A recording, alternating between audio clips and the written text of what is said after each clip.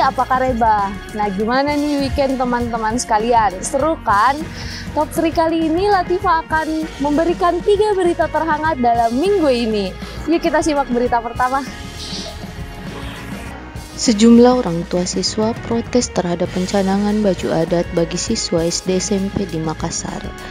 Salah satu orang tua siswa, Nurul, menyatakan kebijakan pemerintah Kota Makassar yang mencanangkan baju adat untuk digunakan sebulan sekali setiap tanggal 1 bagi siswa SD SMP di Makassar dinilai memberatkan. Menurutnya, kebijakan tersebut merepotkan orang tua siswa dan menambah pengeluaran ekonomi. Sementara itu, salah satu orang tua lainnya, Rani, juga menilai kebijakan baju adat tersebut menguras pengeluaran ekonomi setiap bulannya hanya untuk menyewa baju adat yang menelan biaya 100 hingga 150 ribu. Rani yang memiliki 2 anak masing-masing duduk di bangku SD dan SMP mengaku tidak keberatan apabila kebijakan tersebut dibarengi dengan subsidi dari pemerintah kota. Sebelumnya, diketahui Wali Kota Makassar Muhammad Ramdan Pemanto mencanangkan upacara pemakaian baju adat bagi pelajar pada peringatan Hari Pendidikan Nasional Selasa kemarin. Nah, gimana nih orang tua yang lain? Apakah memang hal tersebut memberatkan atau menjadi ide yang menarik? Tulis tanggapan kalian di kolom komentar ya. Ya, kita akan memasuki berita yang kedua. Penasaran kan? Yuk kita lihat sama-sama. Seorang mahasiswi berinisial AA 21 tahun ditikam oleh seorang oknum security berinisial S 26 tahun di depan auditorium kampus Universitas Islam Makassar Kamis malam.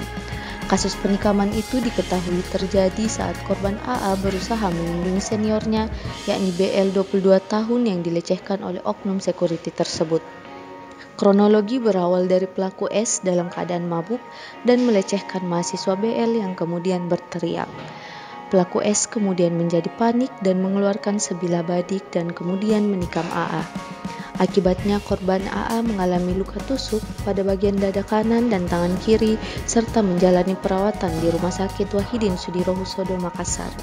Adapun pelaku dan barang bukti saat ini telah diamankan di Polrestabes Makassar untuk proses pemeriksaan lebih lanjut. Nah, kita masuk ke berita yang terakhir.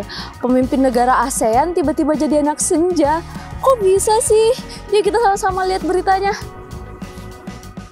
KTT ke-42 ASEAN yang tengah berlangsung di Labuan Bajo, Presiden Joko Widodo mengajak para pemimpin ASEAN untuk menikmati senja di atas kapal. KTT ASEAN yang dijadwalkan berlangsung dari 9 hingga 11 Mei 2023 membahas beberapa isu penting seperti perang di Myanmar. Oleh karena itu, menikmati sunset di tengah kepenatan sangat membantu untuk rileks. Terlihat para pemimpin ASEAN sangat menikmati pemandangan tersebut di sela-sela kegiatan KTT ASEAN ke-42 berlangsung.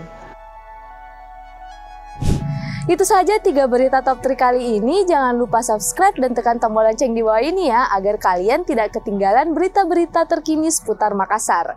Saya Latifah dan seluruh kerabat kerja yang bertugas mengucapkan terima kasih dan sampai jumpa.